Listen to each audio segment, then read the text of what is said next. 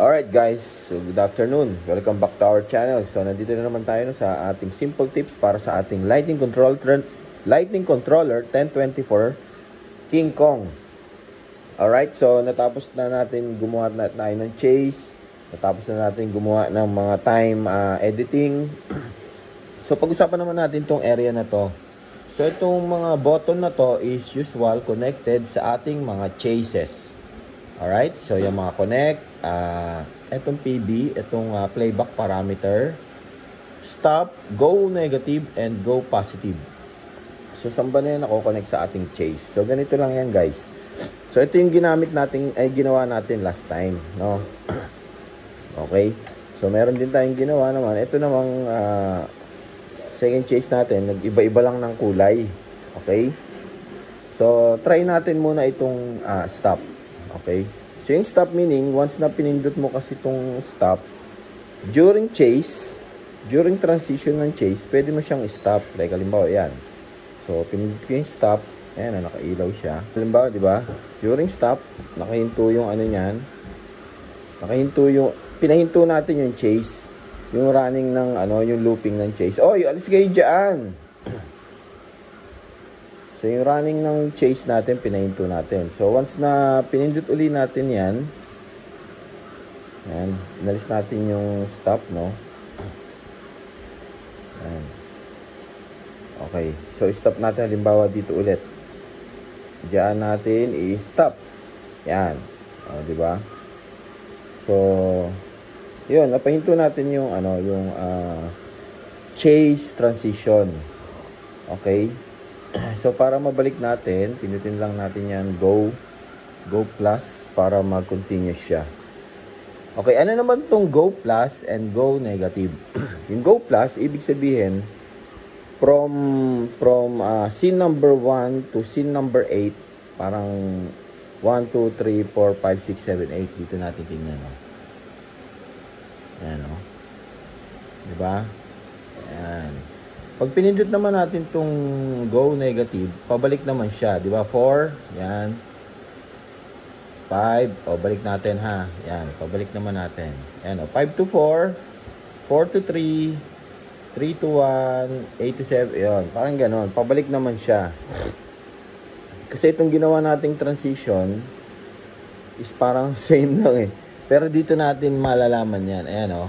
Di ba? Kasi naka-go negative siya. Pag pinalitan natin itong positive, paabante naman ang transition ng chase niya. Yan.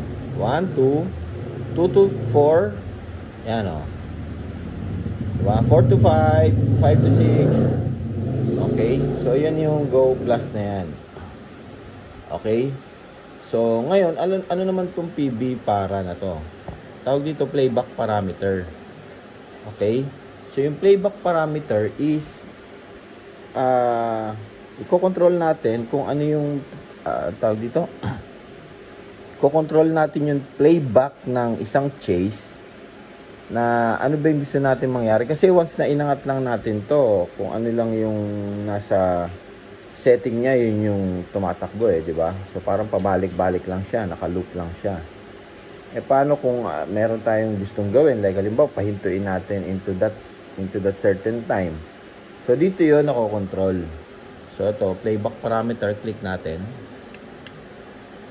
Yan. So, ito yung playback parameter natin.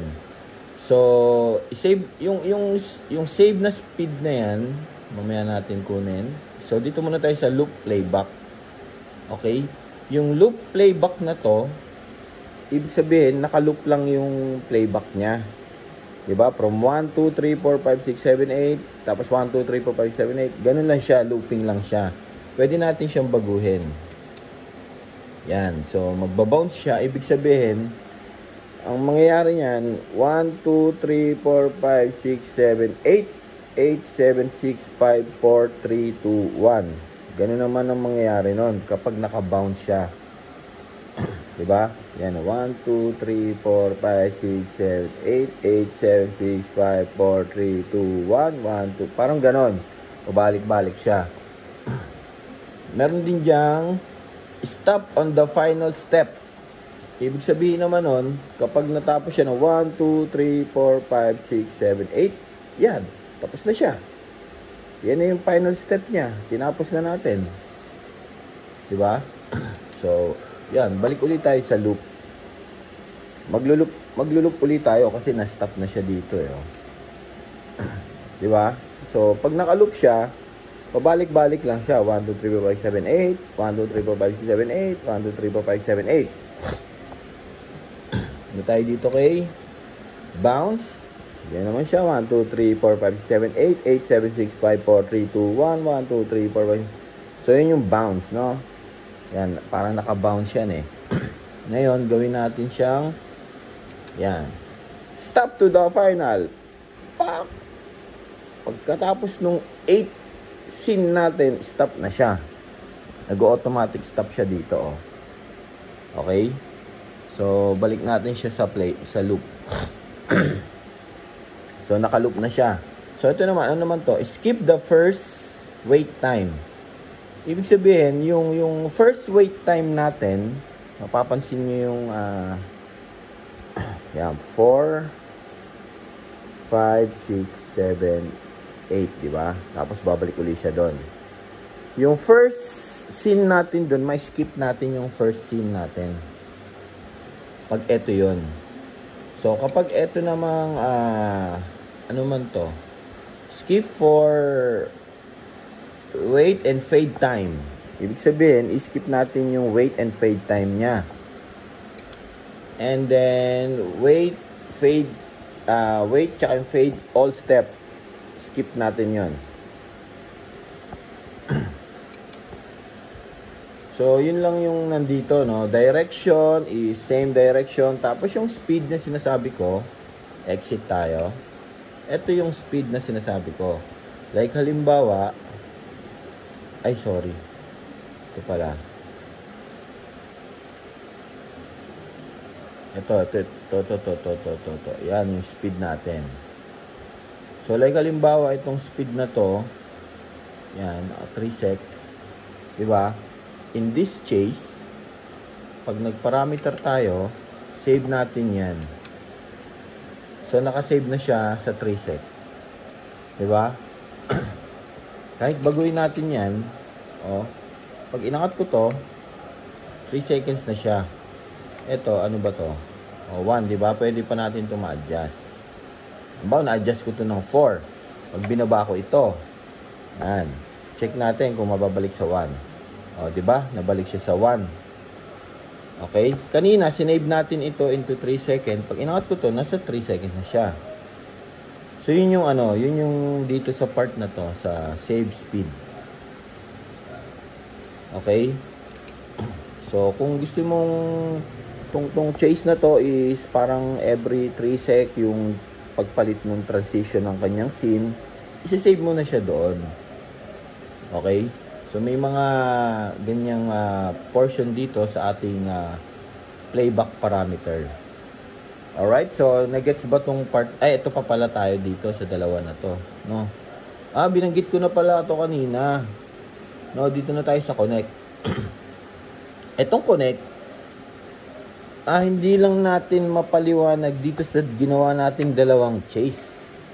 Okay? Pero mararamdaman niyo yung na yan, yung dalawang chase na yan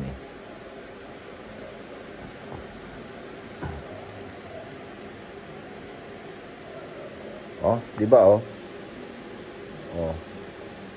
connected yung dalawang chase na yan Hindi ganyan kanina yan. Pag binaba yan, di ba? Walang ilaw to, pero may ilaw pa rin silang gano'n, tsaka uli sila. Dito yan sa connect So, dito sa part na to, kailangan siguro muna akong gumawa ng another chase. Tapos, mas mapaliwanag natin ng mas maayos. Kasi itong ginawa nating pares chase, pares yung gawagan. Hindi natin mapaliwanag ng maayos. So, guys, parang feeling ko, parang mas maganda kung meron tayong ibang chases na ginawa. Siguro, ano ba maganda? I-connect natin yung chase na yon. I-chase din natin tong mga parled lights para mag-connect silang dalawa. Check natin kung parang ganun Alright, sa mga Sa mga nakakaalam dyan at sa mga marunong talaga dito sa 1024, leave a comment dito sa ating comment section para na rin magkaroon tayo ng idea, tsaka sa lahat ng viewers natin, sa mga sumusubaybay sa atin. Meron na sila kahit papaano, may idea sila. Like halimbawa itong connect button na to, no?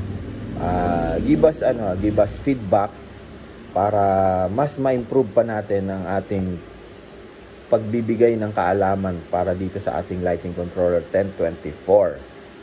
Alright, so sa lahat ng nanood hanggang dulo, maraming salamat. Naway nabigyan namin kayo ng kahit konting tips para dito sa ating 1024 lighting controller. Marami pa tayong pag-aaralan dito, no? Wala pa tayo sa kalingkingan ng mga pwedeng paglaruan dito sa part ng 1024. So, thank you nga pala sa nanood. Wala na ako ibang sasabihin iba. Thank you and God bless. Alright.